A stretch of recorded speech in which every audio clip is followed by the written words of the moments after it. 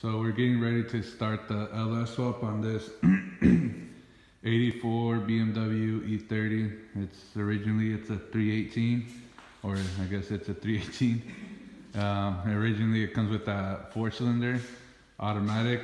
We're gonna put a 5.3, not a LS1, just a regular truck 5.3 with the, since it's a small car, we have an MV 3500 laying around, so we're just gonna run that in it.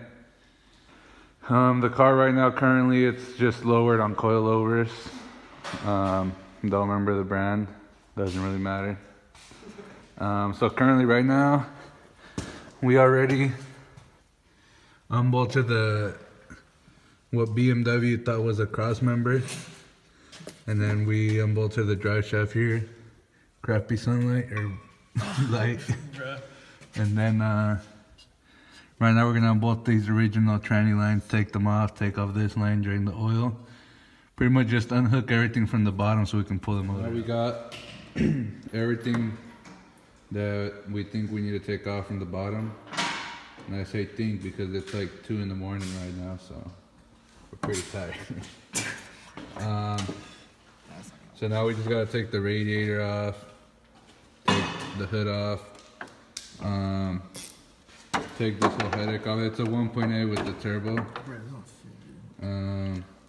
Pretty much got tired of having a 4-cylinder with no power still. So yeah, so right now we'll just do this. We're gonna take the hood off and then finish taking all the stuff off we're gonna take here, and then I'll record a little video again. Alright guys, so here it is now with the engine out. Now we got some cleaning to do. I mean, if you're doing this, make sure you don't forget to unbolt that little shock here that it's for like the engine torque or whatever. Get that off of there so that you know, you don't end up lifting your car off the ground. So yeah, I guess we're gonna clean here and then we're gonna wait for our parts, the rest of the parts we need to put the engine together, and then we'll make another video. But well, it'll probably be in the same video because I don't think there's enough to put a video up, but here it is. I'm not sure if I already did a little overview. Damn!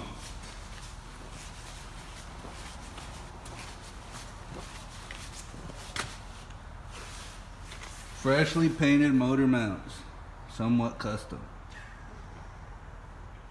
Alright, so we got the 5.3 mounted in here. It looks like on this side, I mean, that there we can like cut that off and just weld it shut. But on this side at least, it looks like we're gonna be able to get away with using a truck manifold. And on the driver's side, this one's also a truck manifold. And I mean, there's no space for it, but the exit spot where it comes out, it's like right on top of the steering rod or whatever, so we're gonna have to figure out something there.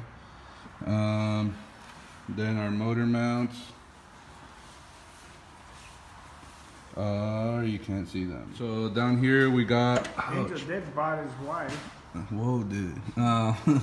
Over here we got the oil pan's pretty much like even with the cross member, so we're gonna end up making some sort of cross member or like a skid plate. And then for the tranny hangs lower, as you can see there, but I mean that skid plate will make it so it reaches over there, so if it were to hit on something it just kind of bounces over it. And then our motor mounts are there. We just used pretty much like 1/4-inch flat steel, drilled the holes, and then we used like a 2x4 metal 1/4-inch and cut it in half. And maybe I'll do a little better video on those motor mounts. These parts here, I forget the actual motor mounts. They're off of a GTO, like a 05 GTO. That's pretty much on that side. This is just hanging here, so don't worry about that. Then the tranny cross member, we pretty much just used the stock one. And just kind of modified it a little bit.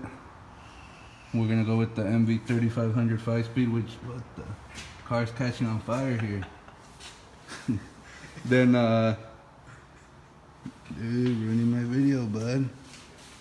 Then what else? We're gonna go get the drive shaft made here in a couple of days, and I think that's about it. So let's see. We got the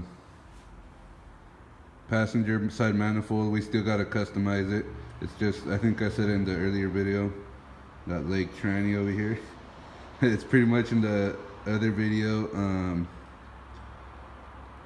I think we just gotta, we're probably gonna just, or either cut that little EGR thing off and like weld it, or just find a different manifold that doesn't have the EGR on it, so that it's like has a little more clearance. But pretty much that's not an issue. We got the, what brand are these again, dude? Not even sponsored, so I don't know why it matters, you know, but they're the ICT like relocation, like brackets, accessory brackets, I guess you can call them. And so these ones, you can use the LS1 pump, because you know we got the LS1 intake, and you still use the truck accessories. Hopefully it didn't cut out because I just got a text message, but you use the truck accessories since we have them laying around. And we're gonna try and see if we can fit a radiator in there. It might be like a really tight fit, but I mean, we measured it. It should have fit with like a 1/4 inch of clearance from the water pump.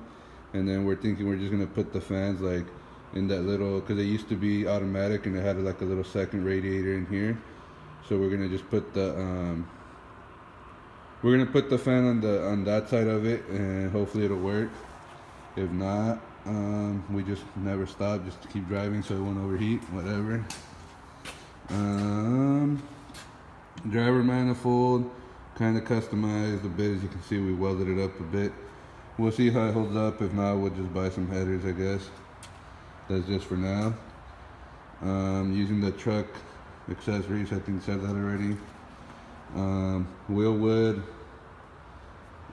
master cylinder with like, you need to tee it up to the brake lines there, and then we just use the brake booster eliminator plate for that. So there's the harness we modified. It's I think it's from like a 2000 Sierra. Pretty much we got all the powers running out here. All like the sensor and signal stuff there. Then we still haven't taped it up because we want to like connect it, run it, make sure it's all good before we completely cover it. And then we pretty much rerouted it, because you know the stock truck harness usually comes out in front right here. So what we did, we pretty much connected everything on, and then checked the whole harness apart, and then just like rerouted all the wires. So we're gonna run like that, and then to the back, and then go into the car right next to the battery there. Then run these into the fuse box, and then try to see which relays aren't going to be used anymore, so we can like use those to try to keep it as stock as possible. And then on this one, it has like the fuel pump relay and stuff right here. So we're just gonna probably toss those out and then just get like regular like Bosch style relays right here. Just use the same cover.